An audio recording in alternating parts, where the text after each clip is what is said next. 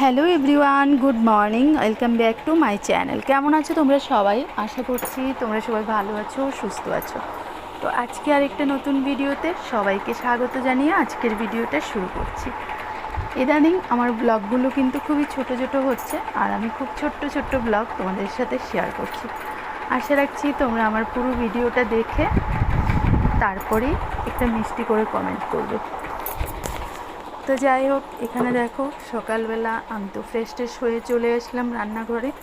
আর রান্নাঘরে এসেই ডিউটি শুরু করে দিলাম, সেটা হলো সবার প্রথম চা করা।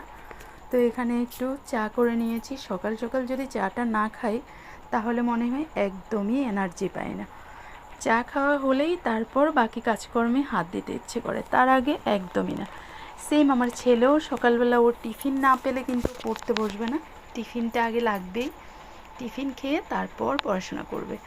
তো এদিকে ওর জন্য দুধ, আমাদের জন্য চা, সব কিছু নিয়ে নিয়েছি। আর এখন বসে চাটা খেয়ে নিচ্ছি। আজকে একটু বেলাই হয়ে গেছে, তো চায়ে এরকম টোস্ট চুবিয়ে খেতে কার কার ভালো লাগে? আমার কাছে তো ভীষণ ভালো লাগে। আমি কিন্তু চায়ের সাথে আমার বিস্কিট নয়তো বা টোস্ট এসব না হলে আমার ভালো লাগে না। আমি মুড়ি খেতে একদমই পছন্দ করি না। আর আমার বর পুরো আমার বিপরীত, ওর মুড়ি লাগবে সকালবেলা। তো এদিকে দেখো চা টিফিন খেয়ে চলে আসলাম রান্নাঘরে। আর রান্নাঘরে এসে তো মাথায় হাত। এখানে দেখো অনেকটা পরিমাণে দুধ ছিল, কালকে একটু আলসেমি করেছিলাম, দুধটা জাল করে নিই।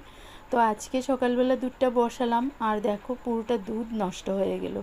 এটা না ভালো ছানা হলো না কিছু, মানে দুধটা খাওয়ার মতোই নেই। এত বাজে একটা গন্ধ বেরোয়েছে দুধটার থেকে যে এটা আমি আর রাখতেই পারলাম না। আর এদিকে দেখলেই প্রেশার কুকারে রান্না বসিয়ে দিয়েছি। এখন হলো গিয়ে মানে সকালবেলা এদিকে ভাতের হাঁড়িতে চাল তুলে দেব। চালটা কিন্তু ধুয়ে এনে রেখেছি। তো চলো এখানে ভাতের হাঁড়িতে চালটা তুলে দিই।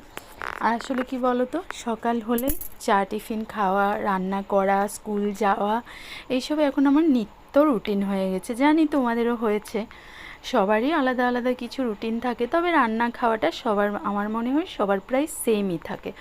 তো যাই হোক, আমি তো এখন চা খেতে খেতেও ভাবছিলাম যে আজকে কি রান্না করব। আজকে আসলে ঘরে মাছ মাংস শুটকি কিছুই নেই।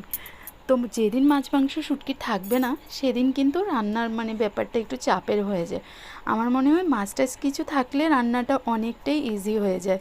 কিন্তু যখন ওসব কিছু থাকে না তখন একটু চিন্তাভাবনা করে রান্না করতে হয় যে কী দিয়ে কী হবে আর কীভাবে খাওয়া যাবে। তো যাই হোক, এখানে আমি চালটা দিয়ে দেওয়ার পর কিন্তু সবজি কেটে নিয়েছিলাম। আর চলো দেখাই যে কি রান্না করছি। এই যে দেখো, এখানে আমি বসিয়ে দিয়েছি ছড়া বা কচুরমুখী, তোমরা যাই বলো, আমরা ছড়া বলি এটাকে। তো এটা এখানে দেখো আমি নিরামিষ রান্না করছি। আর এই রান্নাটা না আমার মায়ের হাতে এত ভালো লাগে খেতে। ছোটোবেলায় আমার মা প্রায় তরকারিটা রান্না করতো, যখনই ঘরে কিছু থাকতো না, মাছ মাংস ছড়া থাকলে এটাই করতো।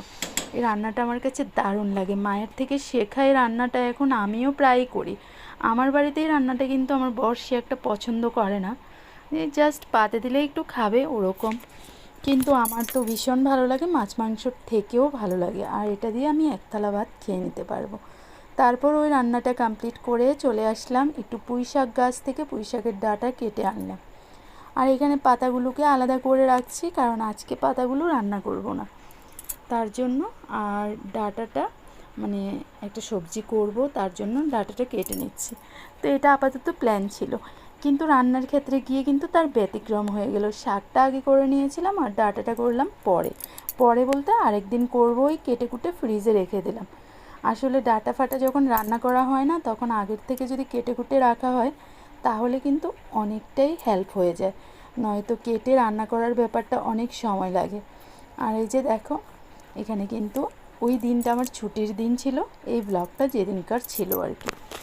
তো এখানে আমি বসে বসে ডাটা কেটে নিলাম। হ্যালো বন্ধুরা, গুড মর্নিং। তো মর্নিংয়ে রান্নাবান্না প্রায় মোটামুটি কমপ্লিট। এখন শুধু এখানে একটু চাল মানে পেস্ট বানাবো, বড়া বানাবো, তার জন্য। আর কি রান্না করেছি চলো দেখাই। এখানে দেখো পুঁই শাক করেছি আলু দিয়ে। আর আজকে আমার পছন্দের রান্না হয়েছে, এখানে দেখো করেছি কচুরমুখী, ঠিক আছে। তো এটা নিরামিষ করেছি ধনেপাতা দিয়ে।